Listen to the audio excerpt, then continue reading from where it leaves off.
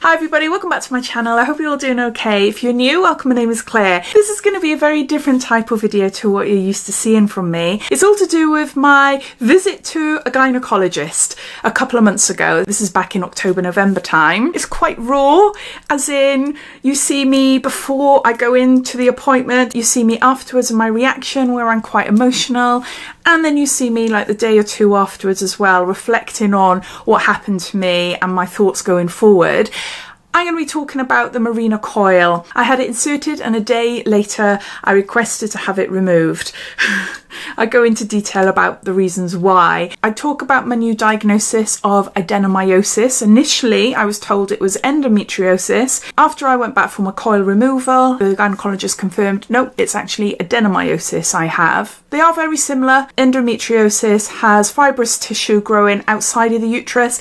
Adenomyosis has fibrous tissues growing in the uterus, and it causes a lot of problems with periods and heavy bleeding, which is the reason why I went to see the gynecologist in the first place. I also talk about polycystic ovary syndrome, which is another condition I have, and yeah, I am not an expert by no means. I am just learning about my conditions. And also what I wanted to mention as well is that we all experience pain differently. I talk about me having a endometrial biopsy. I'll put links to what I mentioned in the video, like what is an endometrial biopsy, PCOS, adenomyosis, anything that I mentioned in the video. I'll put links to it down below in my description, so after watching and you think, oh, actually I want to learn a little bit more about that, then you will find all the information down there. But when I talk about the biopsy, I do go into detail telling you about my thoughts about it. I'm just cautious that I don't want to scare people off. I went in unprepared, plus there was no gas and air or sedation offered, so I found the whole experience quite traumatic. It is quite, I believe when I was looking up about it afterwards, on the pain threshold scale, it's like a 6 or a 7. So it's quite high. But then you go online and some people that have had this type of biopsy, they said, yeah, it's a bit uncomfortable, but it's fine. And then you've got other people that are like, nope, no, not fine whatsoever. Completely horrific. I am one of those, which surprised me. I have had a lot of medical intervention over the years. I've had lots of operations, childbirth, covered in tattoos, so I thought my pain threshold was quite high, but this was, yeah, this is something else. But I do believe it's because I wasn't prepared for it. But yeah, so thanks for watching. I'd love to hear if you're going through any of this yourself. I'd love to hear what's helped you, what hasn't helped you, and hopefully we can help each other as well. So let's go back a couple of months when I'm in my car ready to go and see the gynecologist for the first time. Hi there, I'm sat in the car waiting outside the hospital. I've got about 10 minutes, so I thought I would document what is going on. I don't know if I'll ever post this, but I'm thinking if it could help someone else, then it's got to be worth it.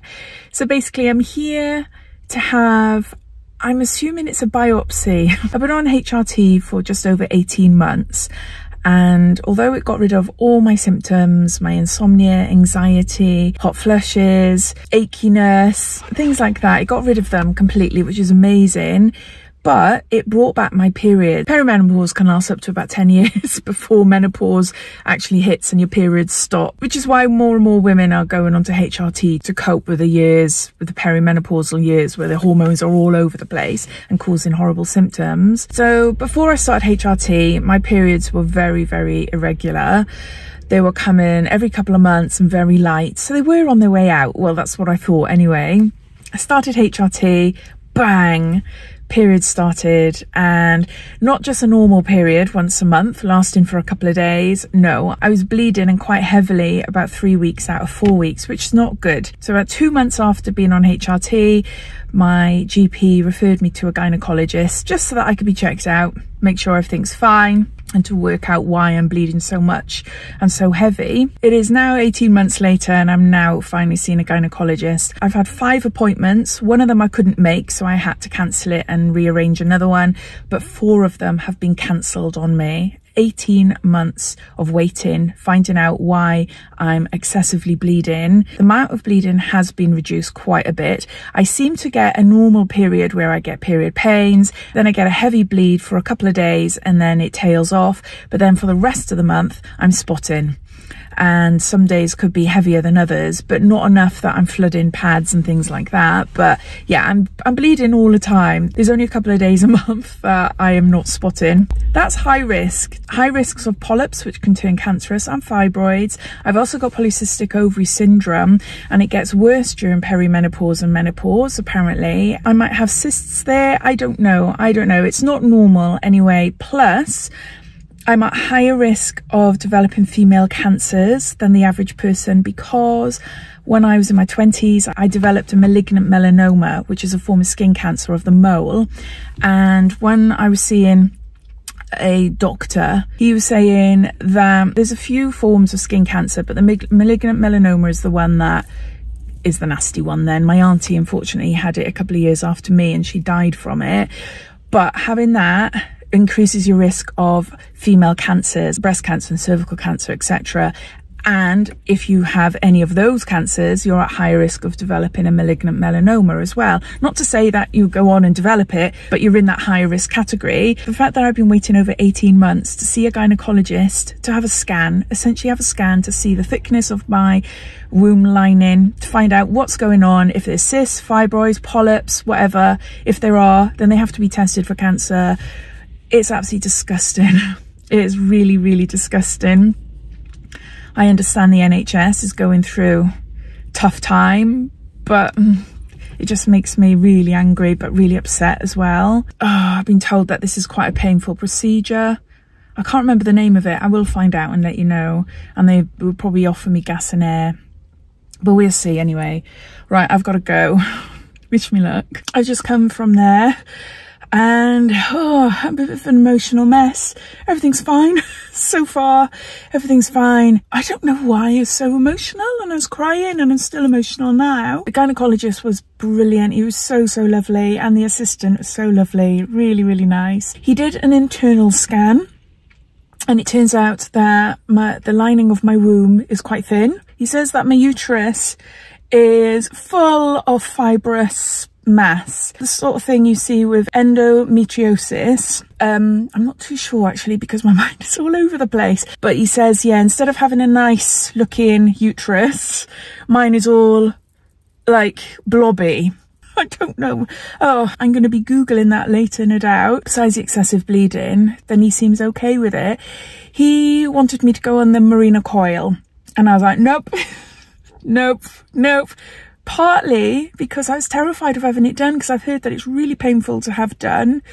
And I know of a few people that it's gone wrong. They were really lovely, just telling me exactly what would happen. As far as pain, they said it's not painful. I said to him, yeah, but you're a man. And he said, yeah, but I'm a gynecologist, and I've done it so many times, and I would know if it really hurt women. And it doesn't. He says it's uncomfortable, but it's quick and it doesn't hurt. It's fine. The reason I started getting emotional was I was thinking, okay, if I do have it and something goes wrong, I haven't got confidence in my GP practice or the hospital where I live, because they've let me down so much in the past. He said I'll be under his care. Any problems, then I can make an appointment to come back and see him anytime. And he said, well, as you're here, do you want it done now? And I'm like, oh my God. So I was thinking, oh, my brain was racing. I know me, I'd go home, do a load of Googling, and then decide, no, I don't want it done. I don't want it done, because I don't need it for contraception. So the coil would only be there as part of the progesterone side of my HRT. And I have progesterone sensitivity, which means when I take progesterone orally, I'm sick. Massive headaches, gut problems. It really affects me. So I have to take my progesterone. I take 200 micrograms 12 days a month as part of my HRT regime. And then I take my estrogen gel then every day. So I have to take the progesterone vaginally, and it doesn't affect me. It doesn't make me sick. So that's good. So with a coil, it's a low dose of progesterone, but it's consistent. It might take a couple of months, but it should reduce the bleeding to virtually nothing, hopefully. And it's one part of HRT I don't have to worry about. And I think I could keep it in, is it for a couple of years? Is it 2 or 3 years? I can't remember what they said now. So I was like, yeah, okay, let's do it. And then as I was sat on the bed, he goes, oh, while we're at it, we're going to do a biopsy. I was thinking, oh shit. And I was like, is that going to hurt? And he goes, yeah, it's going to be a little painful, but it'll be really quick, but we need to do it. Because I just had an internal scan, he knew I was bleeding. Before doing the biopsy, he wanted to check and look at my cervix more clearly. So they did that, which is fine. The biopsy, oh my God. Yeah, it is quick. It feels like it's something is pushing on the inside out. It feels like they're going to pop the skin, you know, it's like a, I don't know, like a knitting needle trying to come through. That was really hard going, because you just don't know what to expect, do you? You just don't know what to expect. No gassing in, nothing. It was like, right, we're going to do this, we'll do it. And then he said, oh, I didn't get much that time, I'll do it again. I was doing breathing exercises all the way through it. And then when it came to doing the coil, I was really worried. But no, that's nothing. That was just like a smear test. You know, just a little bit of like, well, hardly anything. It didn't hurt at all. But maybe because I had the biopsy at the start. So he's going to send the results off just to check that everything is okay. And I should have the results soon.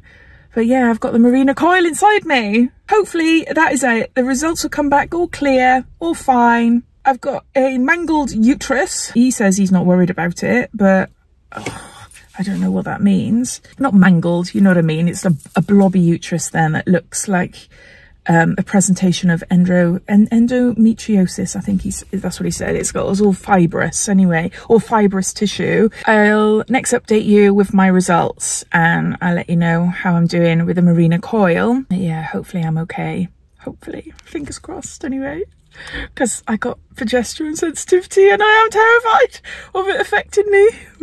As well as the physical signs of the progesterone sensitivity, as in headaches, stomach pains and sickness, it causes PMDD, which is not good at all, not good whatsoever. When I switched to taking the progesterone tablets vaginally, the physical symptoms stopped, but I still had PMDD and it was really, really affecting me really badly. I was really worried about my mental health. Back in May, I started drinking this amino acids drink and I'm sure it's tyrosine. I'm sure you read up tyrosine if you've got any anxiety, depression, ADHD, all that stuff what I've got. Well, I haven't got anxiety or depression, it's just the progesterone made me really severely depressed, and I've never suffered from depression. I've suffered from anxiety most of my life, but not depression, and it was really scary, and my husband was really worried as well.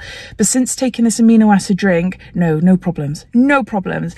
But this is another reason why I'm worried about the Mirena Coil, because it's permanent in me, permanent progesterone. So I think as long as I carry on taking this drink, hopefully I'll be okay. I'm going to stop talking now, and I'm going to keep you updated, but yeah. I'll speak to you soon. Hi there, this is a few days later. I was going to come on the day after, but I was a right mess. I was a complete and utter emotional mess. I don't know how to start this. I had a look back at the video I recorded before this one. It wasn't until I got home that night that it just dawned on me what happened to me. And all day yesterday, I was crying constantly, absolutely a mess. So basically, the biopsy was horrific. It was really, really bad. I don't know why I wasn't that open with you on the first video that I wrote. I'm assuming I was a little bit in shock. Maybe I didn't want to say it was too bad because I'm constantly thinking about I don't want to put other people off, but I just thought, no, I have to be honest with you. It was horrific and there's no way I would ever have another one done again. To help me understand what an endometrial biopsy entailed, I had a look online and it made sense. Didn't make me feel worse, but it made sense. They dilate the cervix, go up through the cervix, and then they take samples then from your uterus. A friend of mine had it done, but she was given a sedative and gas and air. I wasn't. Not to say that I hate the gynecologist and all that. No, the gynecologist and the nurse were really, really lovely, really nice, and they were as quick as possible. I did not realise the extent of the pain of what that entailed. Because my cervix is already slightly dilated, the coil insertion, I didn't even feel it. So yeah, no problem there whatsoever. So going back to how I felt yesterday and the night before, I think it was just the realization of what happened. Every time I thought about the procedure, I burst into tears. I just felt so out of control. My legs were shaking. I was sweating. I was crying. I was crying out, like in pain. So it's just really traumatic. Why the hell do us women have to go through that?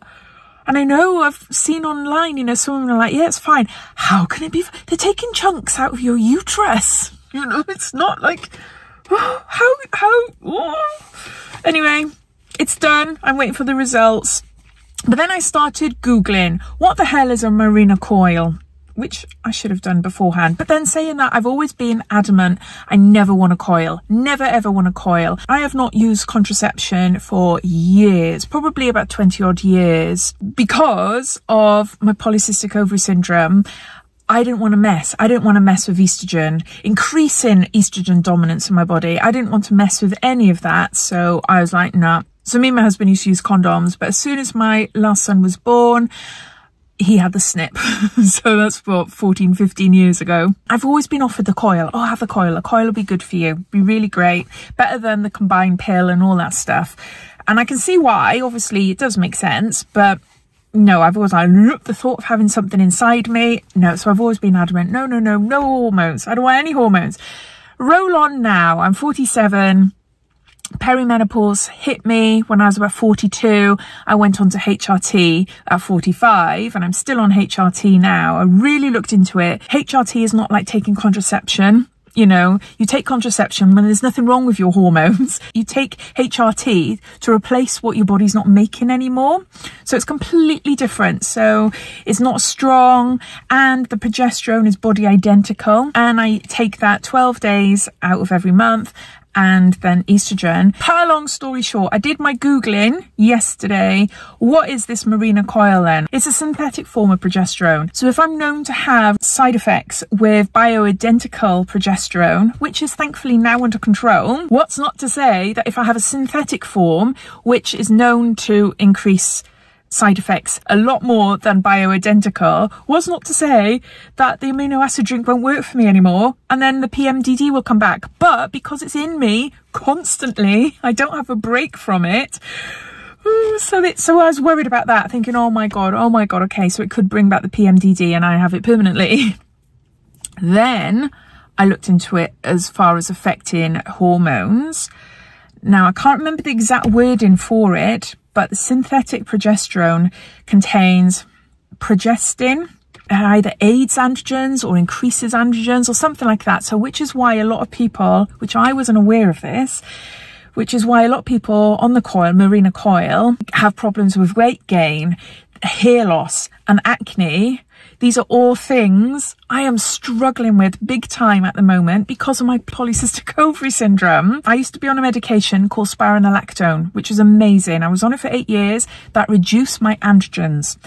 By reducing my androgens, it reduced my testosterone, and all connected to PCOS. And it stopped acne, stopped my weight fluctuating. Didn't help with weight loss, but it stopped it like fluctuating. Got rid of excess hair on my body, didn't affect my hair loss.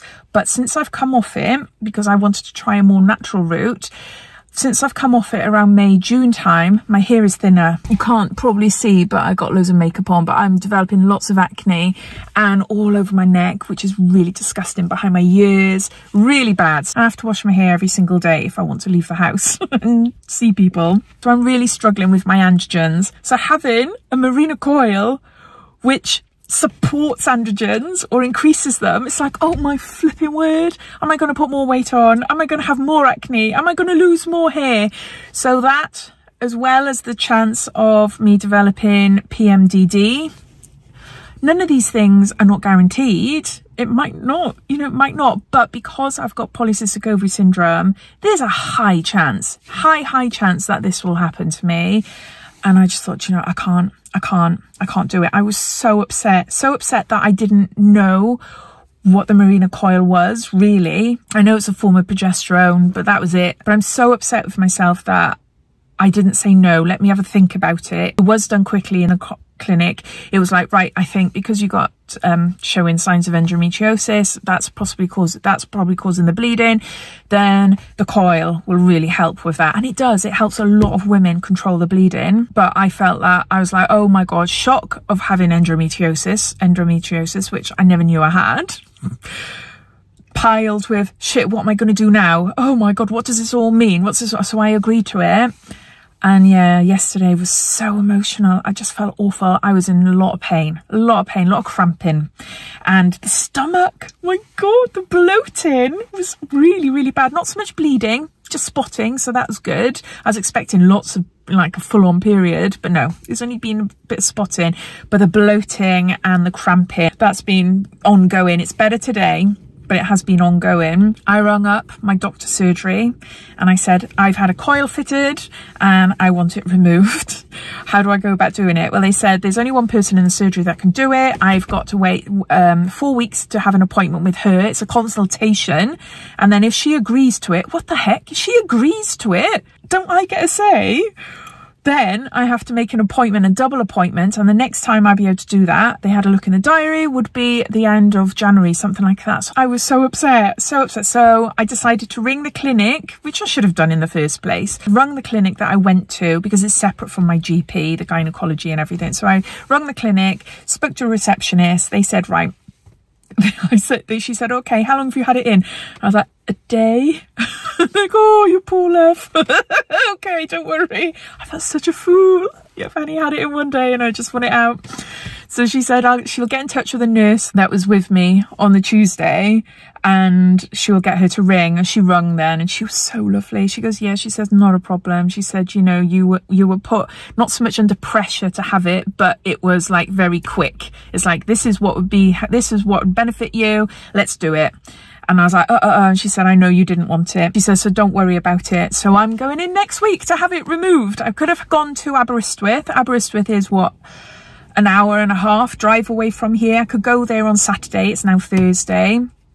Or I could go back to Cardigan. Cardigan's only about 45-minute drive away. I can go on Tuesday, so I'm going to go back there on Tuesday. What's a few more days? So I'm really happy. Feel much different today. I just feel so like relieved. I feel as if I've 100% made the right decision.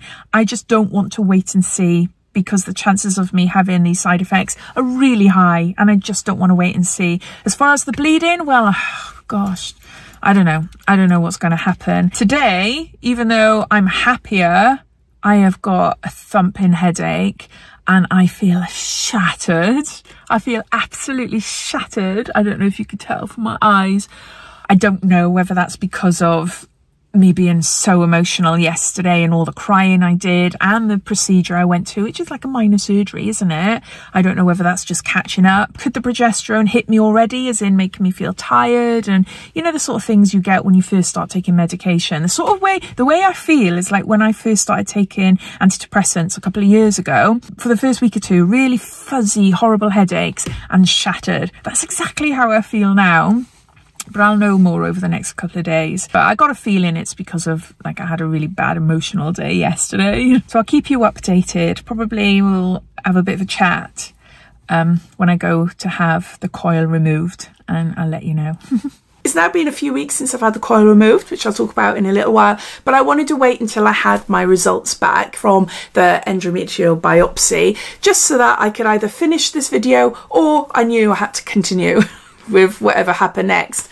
Thankfully, the results came back all normal. So I'm left with having a new diagnosis of adenomyosis. Has HRT caused me to develop adenomyosis? Did I have it before?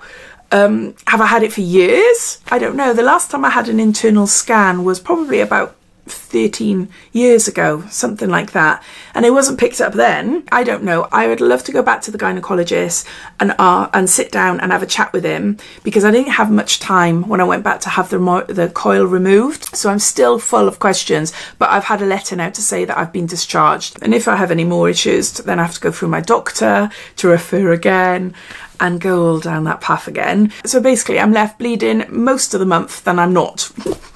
I have roughly about a week off where there's no blood. Ultimately, there's a few procedures that I can have done, but it might not get rid of it. It might not stop the bleeding, but having a hysterectomy would. My mum and my mum's sister both had hysterectomies really early, a lot younger than what I am, due to problems with bleeding and suspected endometriosis. And I believe my mum has PCOS. It's genetic. she shows a lot of the symptoms even now, but obviously she had a lot of problems trying to conceive as well with me. I'm the only child. So yeah, so it's definitely in the family. The bleeding is annoying. I hate it. The lining of my uterus is thin, so I'm fine there, and the biopsy is clear. So I just carry on bleeding until I go through menopause, I suppose. But then because I'm on HRT, does that conflict? I don't know. Oh my gosh, I wish I knew someone that'd be able to give me loads of advice. So going back to the coil then.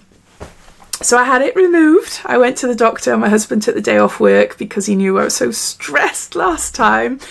I wasn't that worried. I was nervous about having it removed, but I knew it'd be quick. I read up online loads of other people's experiences, and they say it's a little bit of discomfort, but it's really quick, and it's more like a little scratch than a prolonged pain. I was really embarrassed, the fact that I rung up the day after having it inserted saying I want it removed, please. I was just like really embarrassed. The gynecologist and the nurse, it was the same nurse that I saw the week before as well, they were both there. And they were really nice. They're like, no, it's completely fine, completely fine.